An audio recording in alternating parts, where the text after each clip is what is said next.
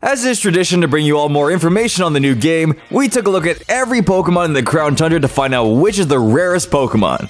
We'll only be looking at the new returning Pokemon and finding out who is the hardest one to encounter in all the locations. Because even though there are some new spots for Pokemon that have already been in Sword and Shield, I can't just keep mentioning Antique Sinistea and you've probably already caught it. These are the Pokemon that are the rarest compared to everything else in the wild. So while some may still be easy, it's harder than being handed a gift Pokemon, or going on a Dynamax adventure for the returning legendaries. And while something like the quest for Spiritomb is a bit more difficult, it's also guaranteed at the end, so these other 10 Pokemon are Pokemon that can keep the title of rare. At least within a very specific description and format of the term rare. But we'll be showing you all how to find the top 10 rarest Pokemon in the Crown Tundra. So don't forget to hit that like button and subscribe because we're jumping right into it.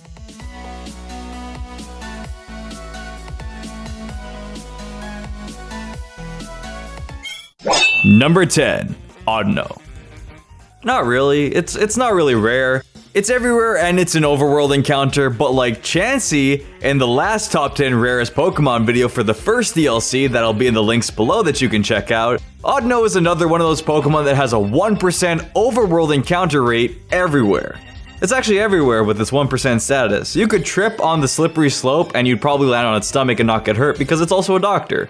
However, in terms of Pokemon newly introduced into Pokemon Sword and Shield, which is a weird title to give Pokemon that'll trigger some comments, Oddno is one of the rarest for overworld encounters. It also has special overworld encounters, so it's an even easier find, but for regular overworld encounters, it's in all of these locations.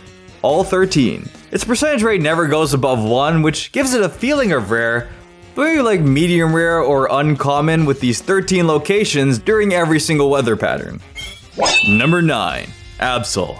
Absol is another Pokemon you'd usually think you would have a harder time to encounter, but Crown Tundra said no. It's harder than like a Caterpie in Viridian Forest, and in terms of location pop-up, it's a little more sparse than Oddno, but not by much.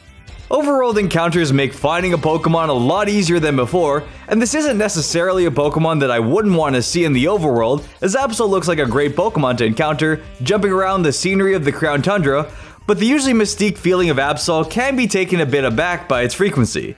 It still manages to be harder than most of the returning Pokemon, because there's about 20 non-legendary returning Pokemon and that's it.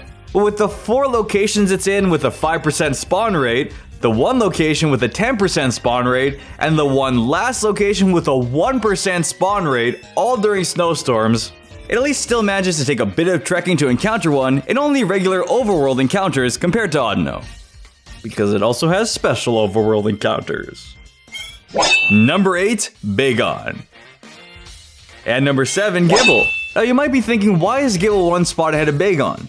And that's because I tried to calculate which one would be less likely for anyone to encounter between the two. They are exactly in the same locations during the same weather patterns and not a single thing has changed. They are both at a 10% overworld spawn rate during all weather patterns, and their special overworld encounters are exactly the same. Even their max raids are in the exact same locations. But after taking all of these exactly the same calculations and putting them together, I found out that Begone is a Pokemon Sword exclusive, and Gibble is a Pokemon Shield exclusive, and Pokemon Sword sold more than Pokemon Shield, so that's the reason. That just means it's less frequently encountered if every single person who owns the game is playing at the same time. You are able to catch their evolutions as well, but in an exclusive trying to catch a single Pokemon on its own, the miniature dragons are a bit tougher than their evolutions. You can find Begone and Gibble in only 1 location at the Tunnel to the Top, depending on the version of the game you have. You can also find them in max raid dens in 5 locations. Those being the Giant's Bed, the Path to the Peak, the Frigid Sea, the 3-Point Pass, and Ballamere Lake. Also depending on the version you have. Both of the dragons are great, so being able to talk about them in some positive way is its own form of rare feeling. But the Crown Tundra does also make them easier to find, but less so than like a Pidgey on Route 1. Number 6. Relicanth. It's no surprise when introducing 2 new Regis that Relicanth would be on a rarest Pokemon encounters list. It's still not that hard because of its surfacing right there in front of you, but for encountering it in a battle from simply surfing and waiting for the screen transition, it is a bit tougher than most Pokemon. It's only in 1 location for this type of encounter, in the Ballamere Lake, at a 5% chance during every weather pattern except for snowstorms. It can, however, be found in Dynamax adventures, at max raids, and wandering in the water, but if you're surfing around and managing to get into a battle with one without an overworld encounter, then you can feel a sense of accomplishment from the rare encounter that is this 5% fish. If you're looking to fight between it in a max raid, however, that's a lot easier as you can find it in its rare den of Den 163, varying between 15 to 25% depending on the stars it has. It can also be found in its common den at Den 162 at a 15% raid for its 5-starred version. Number 5. Droutini. Droutini manages to come in again as one of the rarer Pokemon you can catch in the traditional sense, and soar past the other 2 dragons on this list as the rarest returning pseudo-legendary dragon in the Crown Tundra. You can encounter in the water wandering around during rain, thunderstorms, and fog, but that's only a pat on the back type of catch. There's also max raids that you can encounter it in, but that's like a loose handshake type of catch as well.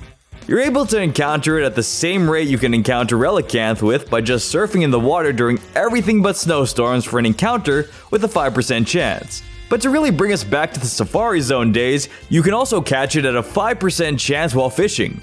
It is also in the Balamir Lake, and the only other Pokemon you can catch while fishing that ties with it at a 5% chance is Feebas, so you know the encounters will be exciting when you throw out that rod. It's also level 60 to 65, so you can immediately get to Dragonite as you please. But trying to start off at a Droutini by either surfing around or fishing can feel a little tougher, and if you want to catch every Pokemon in the hardest way possible, then leveling up fishing is the way to do it. Number 4. While we technically did a little intro to this in one of the previous sections, it's time for a classic versus for number 4 and number 3, as this time, Magby goes up against Elekid to see who can take the higher spot. Both of these baby Pokemon start to make the individual catches a bit tougher, as neither can be found in the overworld and are only random encounters in the grass. Breeding aside and only focusing on catching Pokemon in the wild, the fact that these two can only be found in the grass and not in the overworld makes them significantly harder to catch in the wild than just about any Pokemon introduced in the Crown Tundra. By significantly, I don't mean it's that hard, I just mean overworld encounters are, it's right there. You pick it up, you put it in a ball. Elekid is found in 6 locations while Magby is found in 8 different locations, but what are the percentages of each encounter? Elekid can only be found during thunderstorms in every location. 18% of the time it can show up in Giant's Bed, 19% in Balamir Lake, 15% in Old Cemetery, 20% in Frigid Sea, Giant's Foot, and 3-Point Pass. Magby, however, can be found in only the Intense Sun, and at 18% of the time at Slippery Slope, Old Cemetery, and Giant's Bed, 19% of the time in Balamir Lake, and 20% of the time in Snowslide Slope, 3-Point Pass, Frostpoint Field, and Giant's Foot. Now if we take all these numbers, we can very clearly see Elekid is slightly more hard and deserving of the number 3 spot over Magby's number 4. But my friend said Magby was harder for him to find, so I had to check. Statistically, Elekid wins here. It's 6 to 8 spots. It does get a bit closer as Magby has 3 max raid battle locations compared to Elekid's 5, but encountering in the grass can roll some unlucky dice, even with a 20% chance, and max raids can be easier to selectively encounter the Pokemon you want. Number 2. Lilly. This Pokemon actually ends up as the rarest Pokemon to catch in the wild, as number 1 has some other requirements. Yeah, Lilip is in max raids, but going out there at the very early time of waking up at 4 PM to set up your fishing spots to catch this little algae-looking Pokemon is what makes it difficult. It can only be found in the 2 spots in the Giant's Bed and Giant's Foot, and can only be found while fishing at a 10% chance of encounter.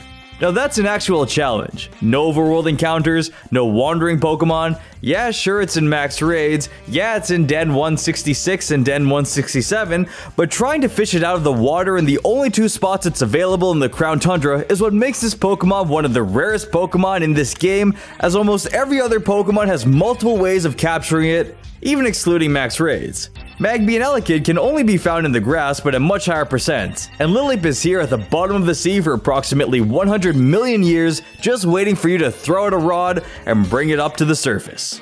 It's a more challenging one, and fishing usually takes longer than just running in the grass, and with all the Magikarp you may encounter along the way, and the distraction of Gyarados in the same sea with a 5% higher chance in Lilip, it'll take some time to hoist up this fossil onto your team without max raids. Number 1. Krobat. Krobat has a bit of a special way of encountering it, as it can only be found in max raid battles and nowhere else. It's not in the wild, it doesn't appear in the overworld, it's just there on its own in max raids. Apparently friendship evolution means nothing publicly because Krobat can only be encountered in its own den. This is similar to Dust Lycanroc in the last Rarest Pokémon video, as that was only able to be encountered in dens. And while Krobat is the same in that sense, and really the only Pokémon in the Crown Tundra that's encounter is exclusive to max raids, not counting Dynamax adventures, Krobat does have a much higher chance of being encountered than Own Temple Rockruff and does form Lycanroc. 5-star Krobat can be found in Den 175 with a 20% chance, in Den 176 with 5 stars and a 15% chance, and finally Den 177 with a 15% chance for 4 stars and a 20% chance for 5 stars. So overall, it's a different type of rare that won't take too long to encounter, but still a wonderful sight to see as it's one of the few Pokemon in Sword and Shield that's exclusive to max raids, and can still be a small, more uncommon treat to see when you get one popping up in a den.